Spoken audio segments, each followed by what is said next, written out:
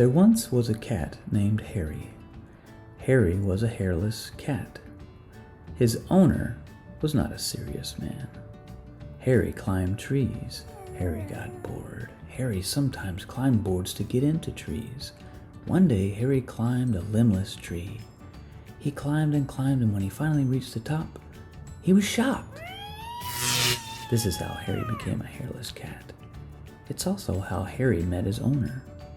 Earlier that day, before Harry had been shocked, his owner was taking out the garbage.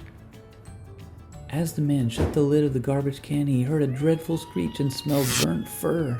The man looked up and saw a hairless cat dancing on top of the limbless tree. The man laughed at first, but then he was shocked too. Not with the electricity, but surprise. The cat was not dancing as he had first thought. The cat was in great discomfort.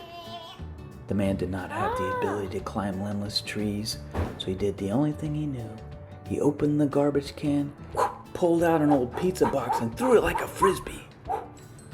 High into the sky did the cardboard fly, spinning as it went, until it struck the furless feline with great ferocity.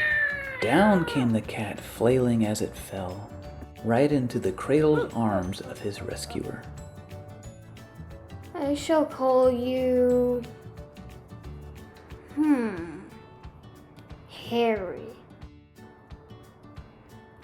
He'd gone out of the house with garbage, but came back in with a hairless friend. The end.